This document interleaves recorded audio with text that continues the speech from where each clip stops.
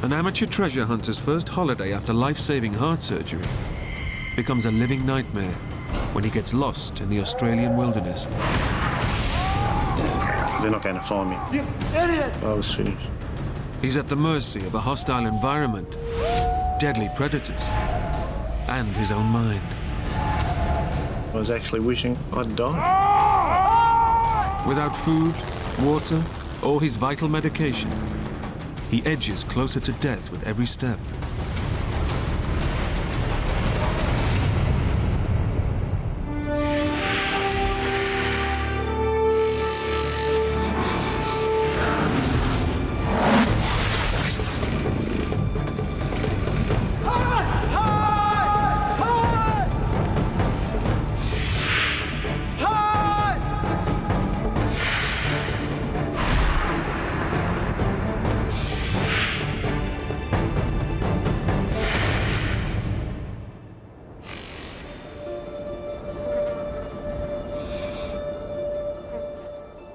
Theo Rosmulder is on a long-awaited gold prospecting holiday in a remote part of Western Australia with his wife, Pauline.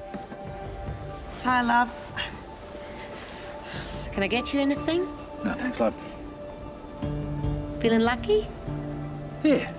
Today might be the day. You had your pills? Yeah. Had him earlier. See you, love. The treasure hunting trip is a reward for Theo, who's recovering from triple bypass heart surgery. To survive, he needs daily medication to regulate his heartbeat, and Pauline has come along to keep an eye on him.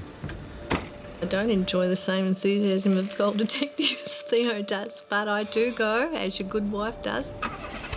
It was an eye-opener to me as to how remote and desolate Western Australian bush is. Once you'd lost sight of that caravan, you didn't go any further. You turned and came back because, I mean, you got turned around and I was lost. You know, it was very, very easy to get lost.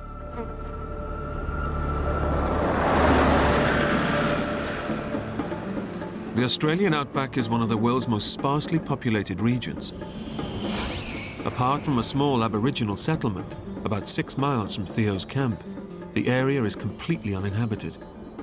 You can drive for 8 hours constantly and not come across a soul. Wouldn't pass a farmhouse. About the only thing you'd lucky to see would be maybe some wild camels, not a donkey, and basically dirt, trees and nothing else.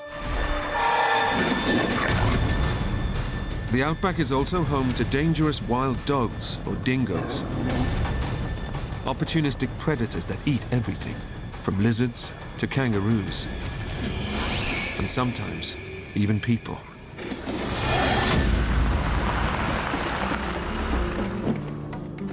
Theo and his 2 friends, Doug and Brian, focus their search on a remote region peppered with old mines from the 1900s gold rush. After 2 weeks gold hunting, they feel they know the area so well. We really need this today? They leave their handheld GPS in the back of their vehicle. Back here, 5:30 then? Yeah. Be lucky, boys. To be honest, if I look back, I was getting pretty cocky.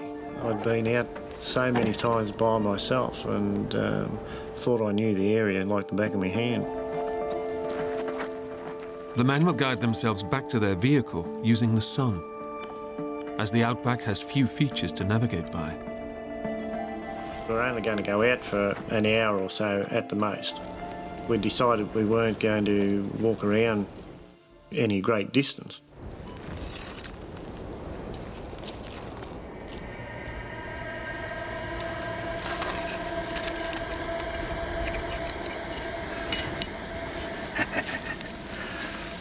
Gold fever. Lovely. They talk about gold fever, yeah, that's basically it. If you don't find it, it's the thought of actually finding one. And when you do, you want to find another one. With one shiny nugget in his pocket, his prospects look good. But Theo's thirst for gold gets the better of him, and his intensive search takes him much further than he realizes. You get that engrossed in what you're doing. You don't check to see how far you've got. When you turn around, you think to yourself, my God, have I come this far?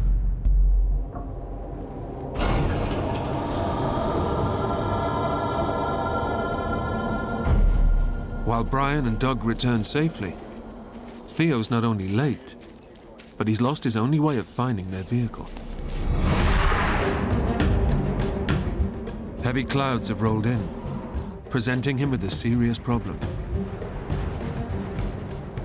I looked up at the sky and there was no sun to speak of because of the cloud cover, and the cloud cover was exceptionally thick. So I realised that, this is getting serious. Theo had planned to retrace his steps to the vehicle using the sun. Without it, or his GPS, he has absolutely no way of navigating.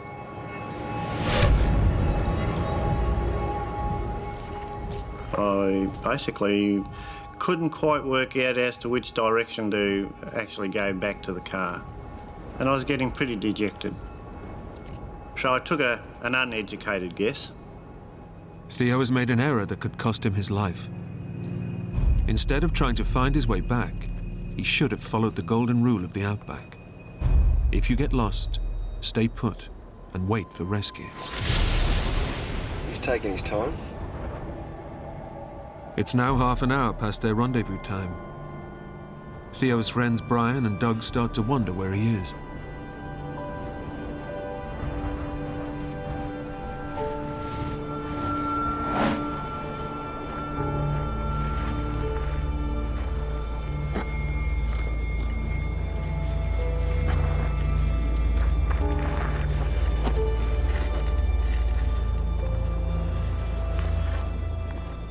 I got myself totally disorientated to the point that I didn't know where left, right, up, down, north, east, west was.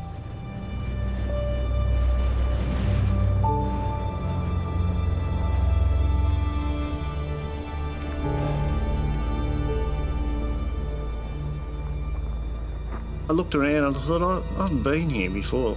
This area looks so familiar. But I realised that it didn't matter where I was.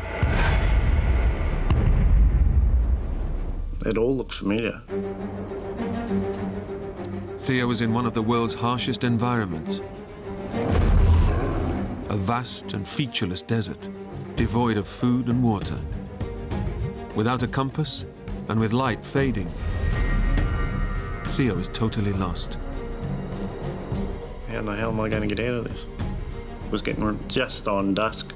I knew by then that I'd be spending a night out in the open if I didn't find my way home. Then, in the last minutes of daylight, he stumbles on a fence, a lifeline in the middle of nowhere. We were told that if you find a track or a fence line, if you follow it, it'll take you back to the Aboriginal community. I've got to try and work out from here which way to go.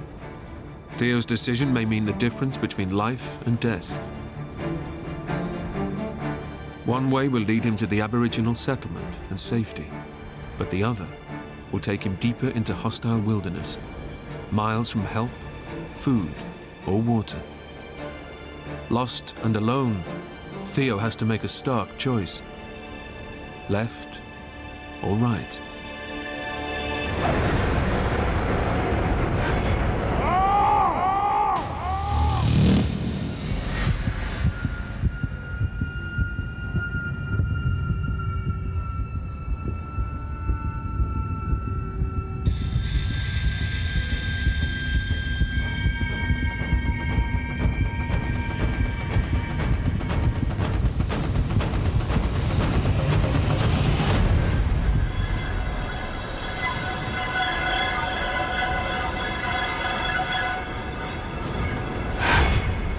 With night falling fast, Theo decides to take a chance.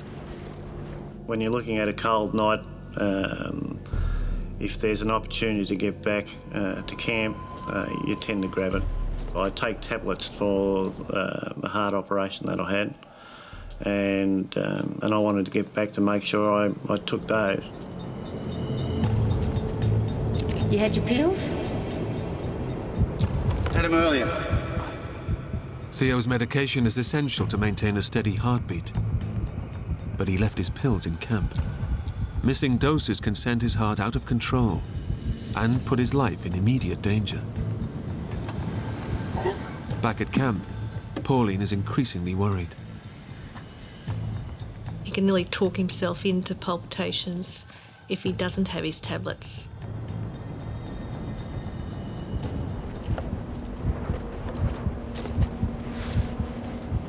The heart wasn't doing that great. I could hear it just thumping in me head, and the more I walked, the worse it got. Theo has bet his life on the direction he's chosen to lead him to safety. He's still ignoring the rule of the Outback, to stay where he is once lost.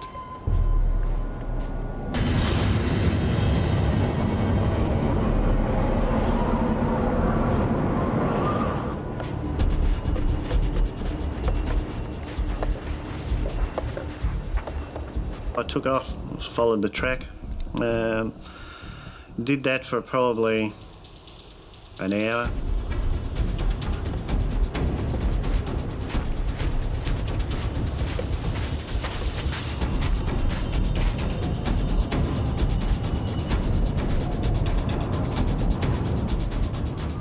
But his gamble is about to fail.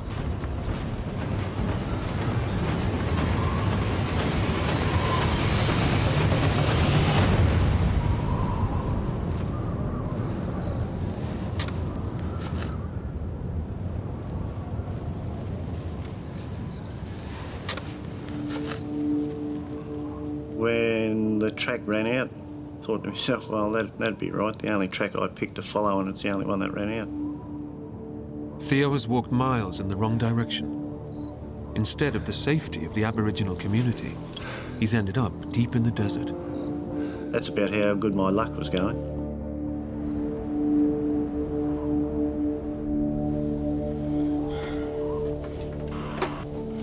Hello, Theo? Pauline here? Yeah, Pauline, we're just packing up and Theo's not back yet. You what? By this stage, it's dark. Really was cold. We found our way out there to where they were. Theo's wife raises the alarm, but a full search can't begin until daylight. Without his medication, that could be too late.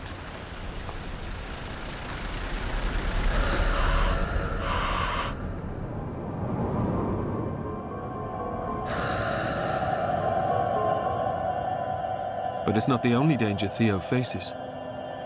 Temperatures in the Outback can plunge below freezing in winter. He's only wearing thin cotton clothing and is at real risk of hypothermia. Wouldn't you just know it? At night time, it gets very cold. Once the sun went down, you lost all heat. You think to yourself, well, okay, I've got to find somewhere to huddle into that gets me out of the weather somewhere. Theo faces another crucial decision. Do I tread back, follow the track all the way back, or do I try and find some place to camp for the night? I decided to look for an outcrop with a hollow in it where, you know, the kangaroos sleep. Theo abandons the fence, knowing that he risks not finding it again. Instead, he searches for a rocky outcrop and possible shelter. But it could spell danger. I was a bit dubious when I first got there.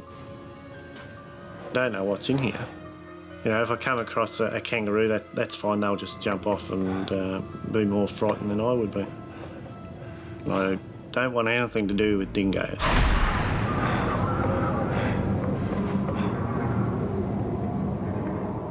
Dingoes often sleep in kangaroo hollows and will attack if disturbed. I went with my pick out front. If I disturb them, they might get nasty.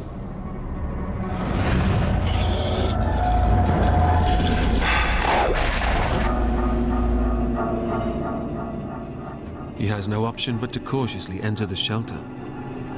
If he stays out in the open, he's likely to freeze to death.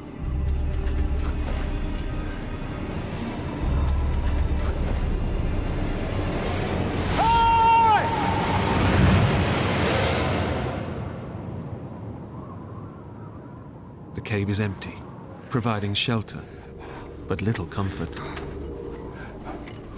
The fact that I was only wearing a cotton shirt, jeans, I was just freezing cold.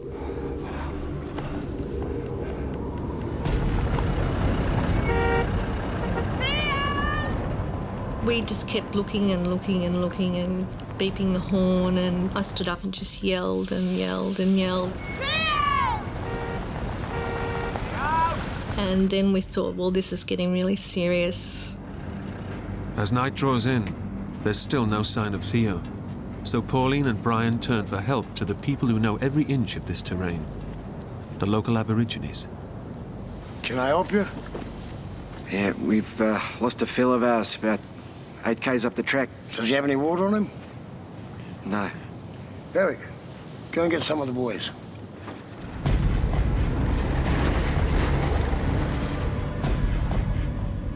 Unaware that a search effort is underway, Theo faces a long, cold night alone. Here I was huddled into this outcrop of rock, which was only covering probably 2/3 of my body.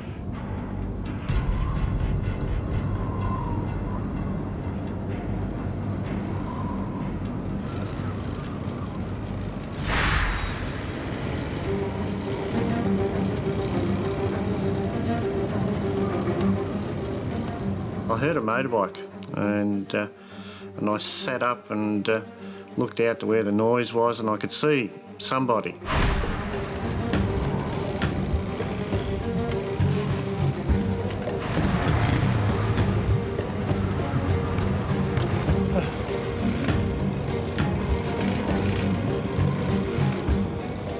I started running towards the headlights and waving and yelling and screaming.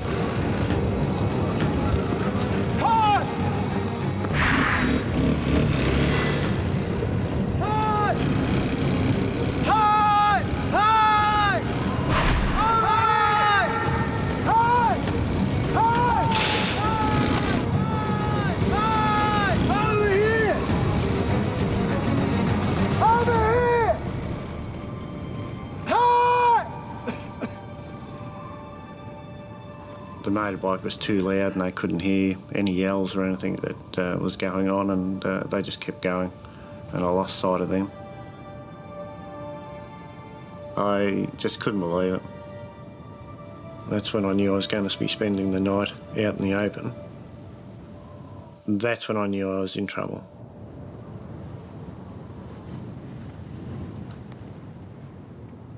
Theo knows what a night exposed to the Outback will bring. Bloody idiots. I thought, this is it.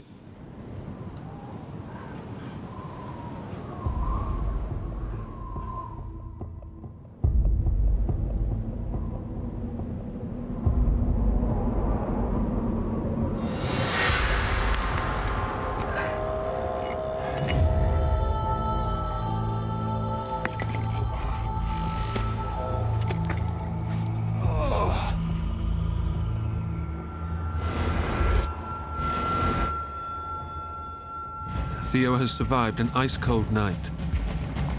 Although he missed a chance of rescue, he knows people are trying to find him. Daylight brings fresh hope. They've got the people out in the ground looking. So, you know, I've got to be found. Everybody's out looking for me. But help must come soon. Not only is Theo without vital heart pills, but as the daytime temperatures rise, so does the threat of dehydration. I could see a fairly large outcrop of rock, and I thought, well, that's the place I need to be. If they're going to find me, they'll come and look at that place.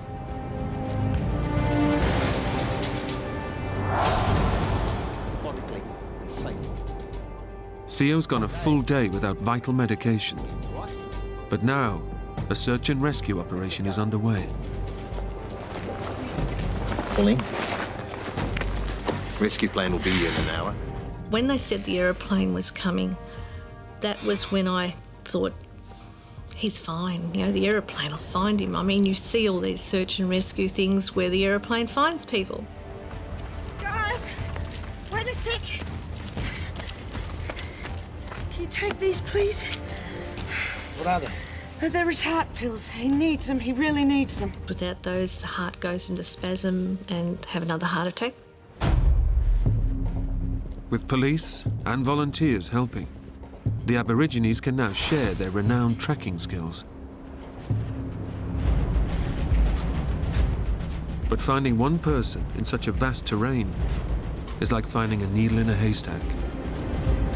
Theo has had neither food or water and gone 24 hours without vital medication that regulates his heartbeat. His chances of dying are increasing with every hour.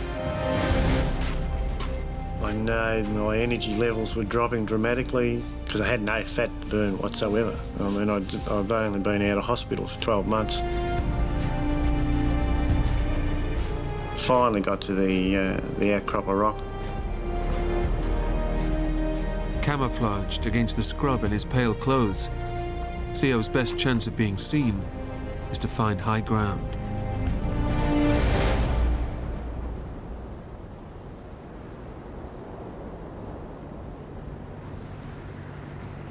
I heard an engine going.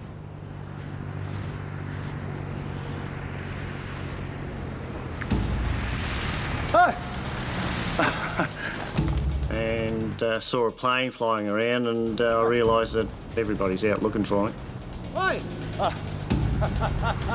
Here! You! Hey! Hey! Oh, you beauty. Hey! Theo! A spotter plane is heading straight for Theo. He's certain rescue is just moments away.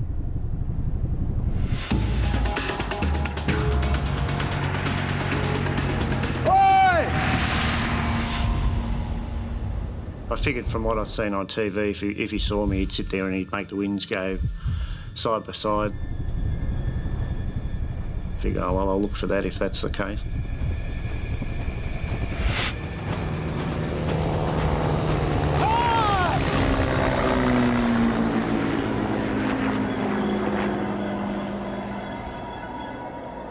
Didn't see me. I just said, oh, well, they'll see me the second time. The second time he flew over, I was waving and yelling and whatnot. Come on, boy! Come on! Hey! Hey! Oh!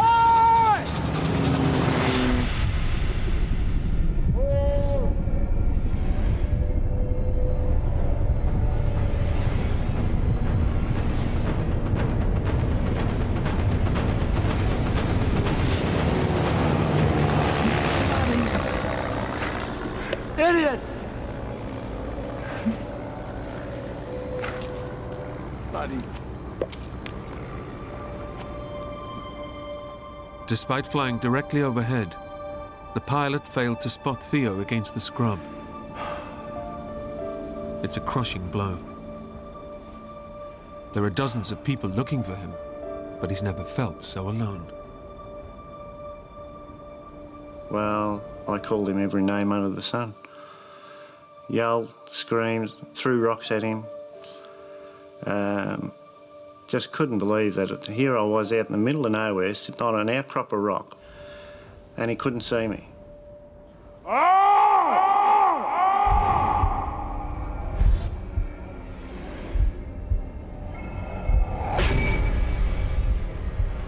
Theo's situation suddenly worsens.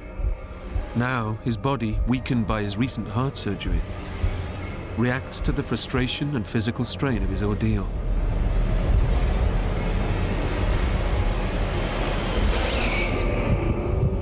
Just a year earlier, Theo's operation involved removing veins from his legs and grafting them onto his heart to pump blood more effectively. Medication regulates the blood flow, but without it, Theo's heartbeat can swing wildly out of control. He's at critical risk of heart failure. I had visions of, grafts being blown off.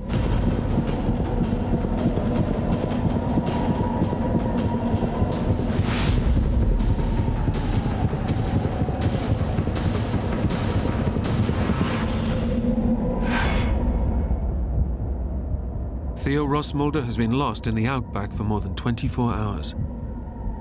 Rescue planes have failed to spot him, and lacking vital medication, his heartbeat is now dangerously irregular.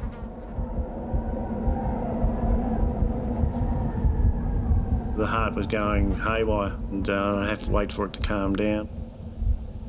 I just hope the old ticker holds up, because the way it's thumping and bumping, it's not doing real well.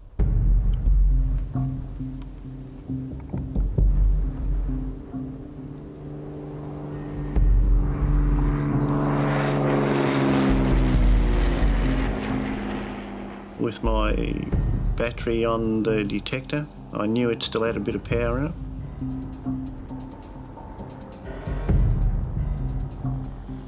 And I thought, well, if I could get the battery apart and wire up the batteries to actually spark.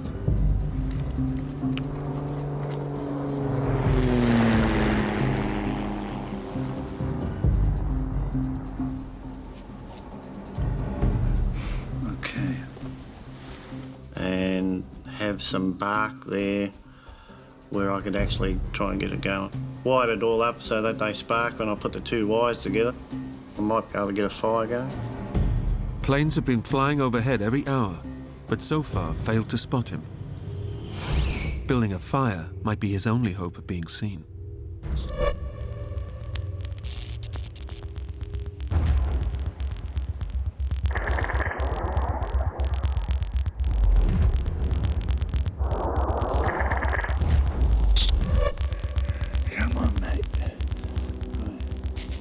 I'd put a lot of effort, probably most of Sunday afternoon, and I was putting all my hopes into that.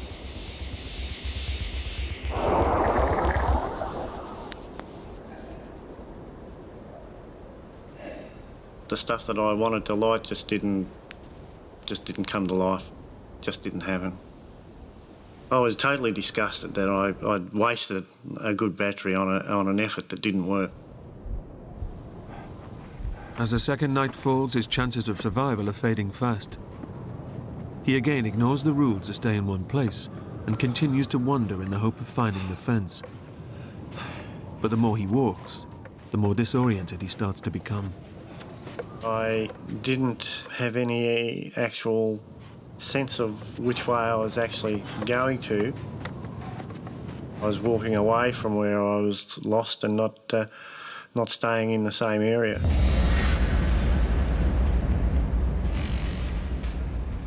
Alongside Theo's heart defect, 48 hours without water is now becoming life-threatening. A healthy person could go 3 days without it, but Theo is not healthy, and he hasn't had a drop to drink in 2 days. Severe dehydration pushes him closer to death with every hour. When the body starts shutting down, it's not pleasant. Every part of your body hurts. You can't sit down without the part that you're leaning on. It just aches. When you start walking, your legs hurt, your arms hurt. It had gone from being saved and rescued to trying to survive, and the idea that there's a possibility you were going to die. I was getting so weak and thirsty. My throat was constantly dry, my lips were starting to get swollen. I had nothing to drink, there was just no water about whatsoever. Theo's body is losing 2 to 3 litres of fluid per day, causing muscle cramps, headaches, and extreme disorientation. Desperate for fluid, he makes an uncomfortable decision.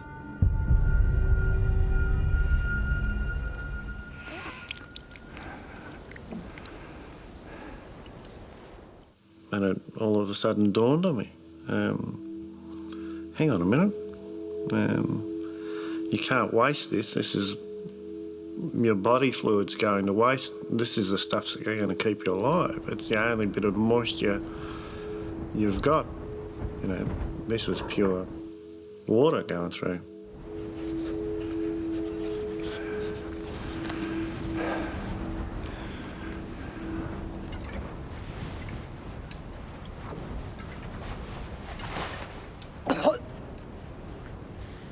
When you decide that that's what you've got to do to survive, that first mouthful's bloody terrible. The first time it near made me sick.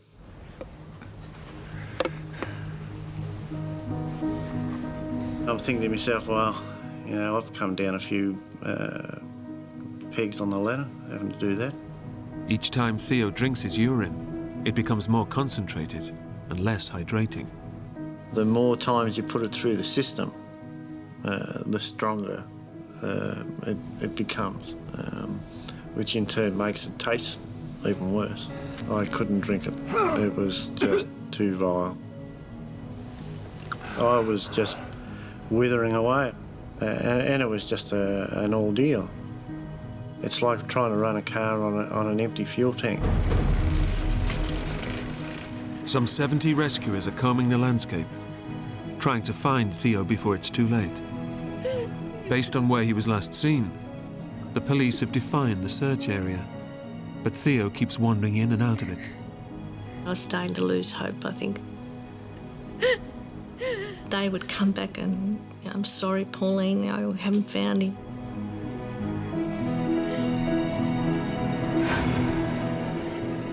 And as ongoing air searches fail to spot him, Theo too is losing hope. By the time he was flying over me 14 times, I'd given up. I basically knew he wouldn't see me.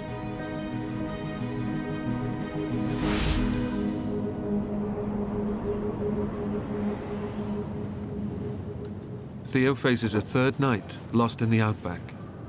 Lacking both food and water, his energy is rapidly draining away. It was just lonely, cold, and then all sorts of things go through your mind because you've got nothing else to do but think. And yeah, and it wasn't pleasant. I just, you just don't want to go there. It's, yeah, it was just terrible. Suddenly, he hears the terrifying sound of a deadly new threat. The dingoes and the wild dogs were watching me constantly. You really start to think, well, I'm not going to get out of this.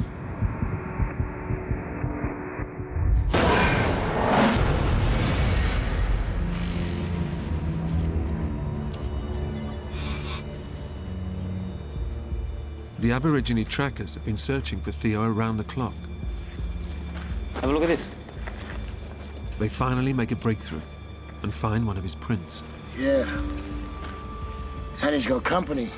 But they've also spotted another print alongside Theo's. The paw prints of a predator, the dingo.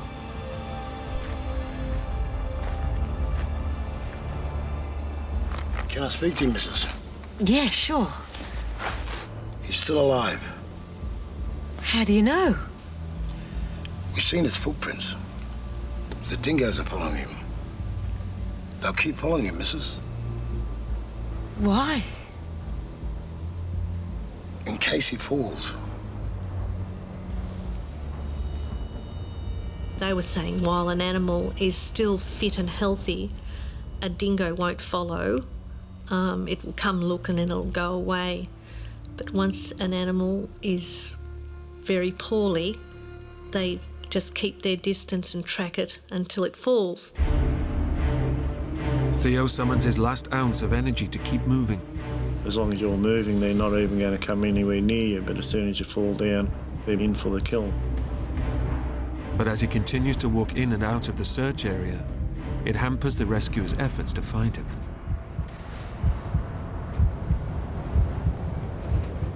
Theo's mental reasoning has now become so clouded that he clings onto his expensive metal detector, but drops his pick, his only defense against the dingoes.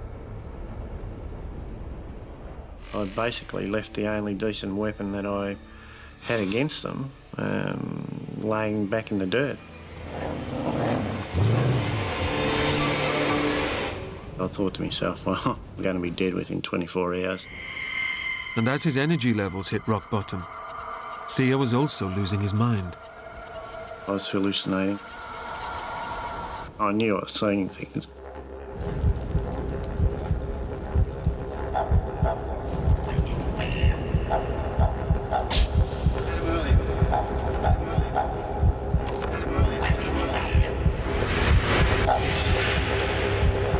Feeling lucky? Today might be the day. Theo's physical and mental decline means he had little energy to walk. His fourth night exposed to the freezing cold could be his last, as he risks dying of hypothermia. It got very wild, very cold, very windy. So I basically just sat on my backside and shivered all night.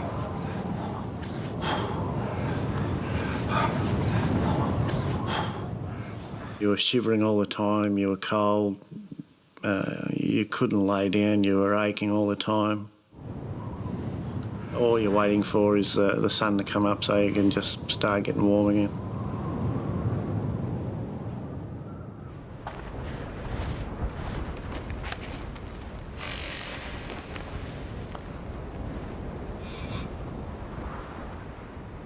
I was in so much pain that it was starting to get unbearable.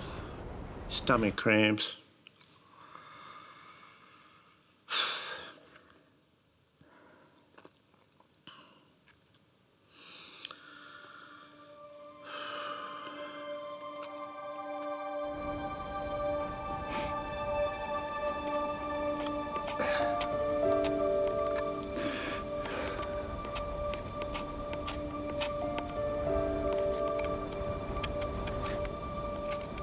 I was starting to think I wasn't going to survive. So thoughts of the wife, kids, friends were certainly coming into your mind. I was thinking I was going to die, so I might as well write notes to everybody on the back of this oxidised piece of tin, which I did. This is my last message. Haven't got any energy left, and just carried on from there. I love you all.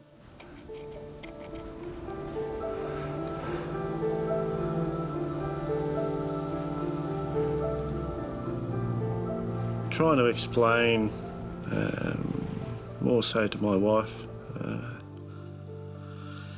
that it was my fault that I was there.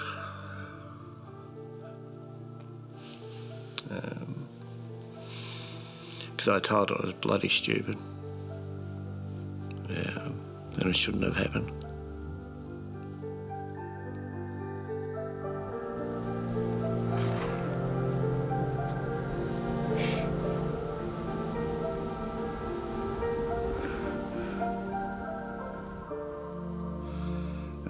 Religion becomes very, very strong.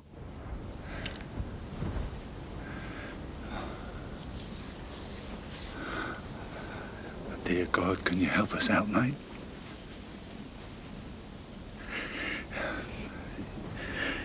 If you see me out of this, I'll see you right, I promise.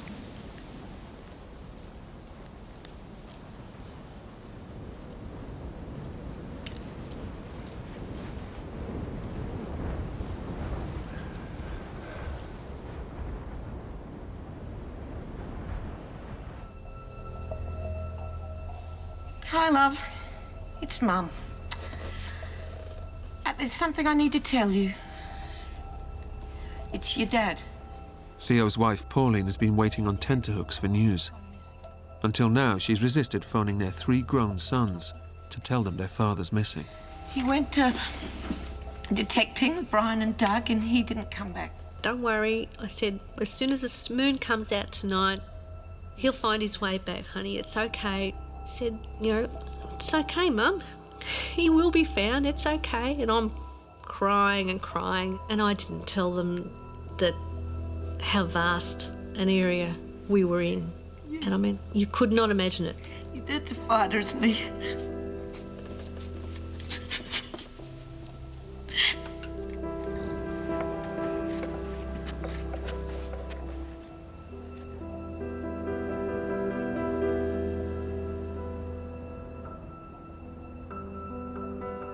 By Monday, I think I had him as dead. I really did. I couldn't think that someone of his weight and health could live that long without food, water and his medication. I really didn't. 5 days lost in the outback without food, water or a single dose of essential heart medication have pushed gold hunter Theo Rosmulder to death's door.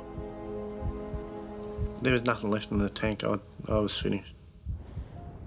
I was actually wishing I'd die. Theo is no longer looking for shelter. He's seeking protection for his corpse. He doesn't want his body to be eaten by dingoes. If you're in a situation where you don't have any choices, bar one is how you're going to die, you start to think that, well, let's make it as best as possible.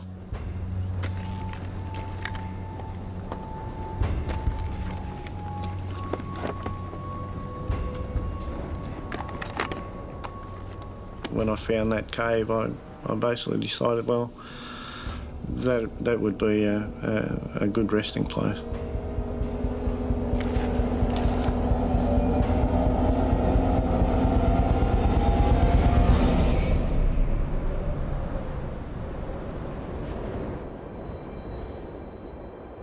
What I'd planned on doing was basically crawling into the hole and bricking the front of it up. You know, I just didn't want to be a dog's dinner, basically.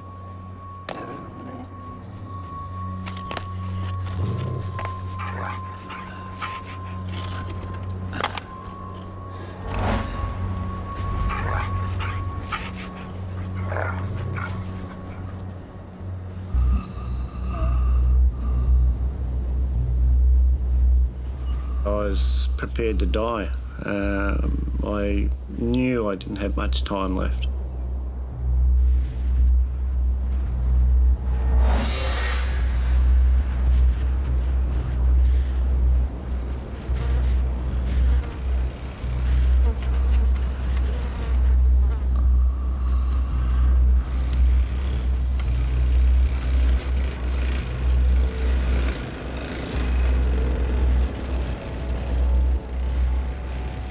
I heard a motorbike going off in the distance, and I looked over and I could see this motorbike, and I thought, oh, you're seeing things.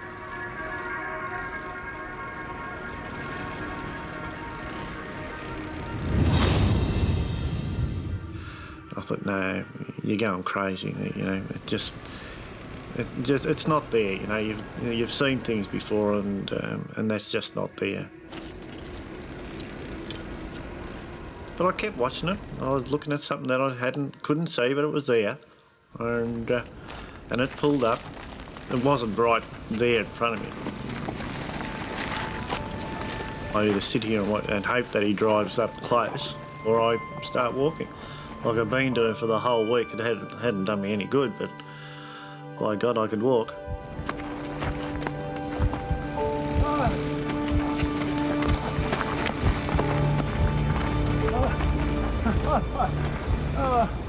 I started waving, but I mean, it was taking such an effort to even stand up and wave.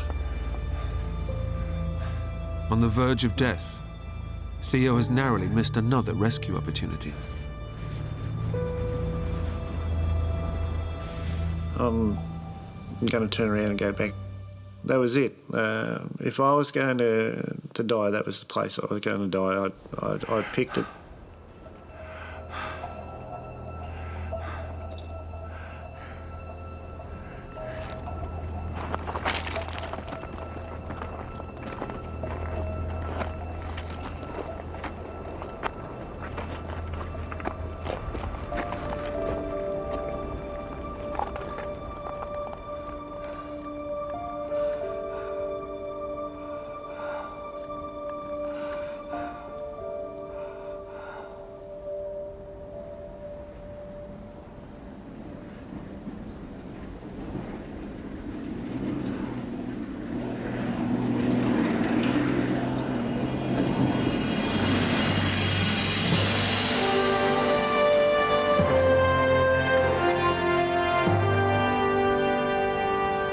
As soon as I could see them, that they knew where I was, I basically just collapsed on the ground. It was just a feeling of utter enjoyment. The emotions were going through that, it's finished. That the thought of dying's not going to happen. All the plans that I had of, going into the cave and letting nature take its course just wasn't going to happen. And, those guys, they're the best looking bunch of blokes I'd ever seen. Rescuers found a fresh set of Theo's prints, and the Aborigines were finally able to track him down. Can't explain it. It was just a huge relief. It was, oh, thank God.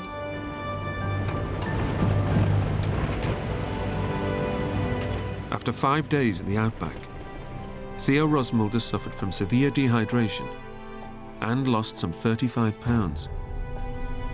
Yet his heart survived the ordeal without major complications. He now knows that had he stayed put on day one, he would likely have been found within hours. I thank everybody involved for the effort they put in. If it wasn't for them, I wouldn't be here. And like I've been telling people the whole way through, if you get lost, stay put. I mean, once you move away from where you're actually lost, you are lost. And it could cost you your life.